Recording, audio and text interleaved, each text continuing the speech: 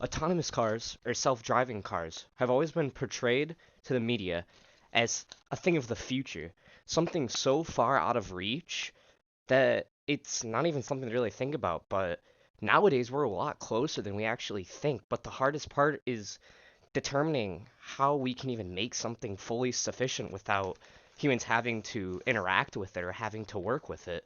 Autonomous cars, like what they are, and can we use them today? So I'll cover the history of autonomous cars, and transition to how safe they are and if they're ready for use by the public. So the first autonomous car dates back to about the like in the 1700s, or the first autonomous vehicle, because they were working on missiles and different torpedoes, but the car testing doesn't really begin until the 1920s. So Tsukuba Mechanical Engineering were the first like big names in 1977 to start making autonomous cars and start testing them. So the Wired Brand Lab was sponsored by Ford to make the story in March 2016. Stated, a Japan-based Tsukuba Mechanical produced an autonomous passenger vehicle that could recognize street markings while traveling at nearly 20 miles an hour thanks to a two-vehicle motor camera. But it was still slow and no one could be in the car or it didn't do anything. So it really didn't amount to anything, but it started to learn that they could make an autonomous car. So Thamros in 1987 was the most successful test at the time. Ernest Dickmans used a sedan with a bunch of cameras and a 60 microprocessing module to detect objects on the road. According to the previous article stated, this type of imaging is crucial in helping self-driving vehicles identify potential hazards in their location. In 1995, there was testing with military drones because most military drones are unmanned. So this was a great way to revolutionize the idea behind autonomous vehicles. Tesla, which is the big name nowadays, in 2015 introduced and improved a feature that we know as autopilot. And autopilot was the idea of hands-free control for driving. So Tesla's autopilot feature, as stated on the Tesla support site, they feature traffic aware cruise control, so it matches the speed of your car of that to the surrounding traffic, an auto steer system with assist steering in marked lanes and uses traffic awareness cruise control.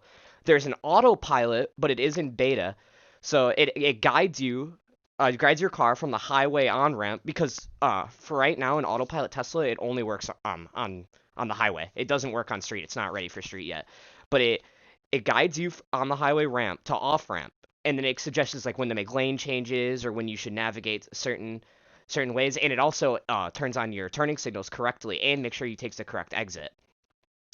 So yeah, auto lane change, so it insists in switching lanes on the highway.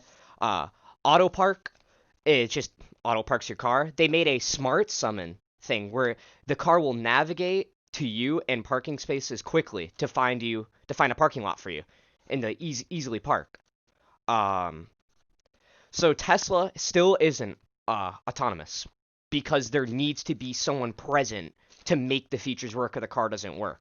So that's why Tesla still isn't on the streets today. It's still just, or they're not allowed to be autopiloted on the streets. They can only be autopiloted when someone's in there on the highway. So how do autonomous cars work?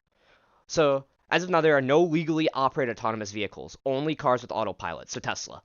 So the Union of Concerned Scientists updated February 21st, 2018 states that most self-driving cars create and maintain an internal map of their surroundings based on a wide array of sensors like a radar. So software processes these inputs, plots a path, and sends instructions to the vehicle actuators, which control the acceleration, braking, and steering.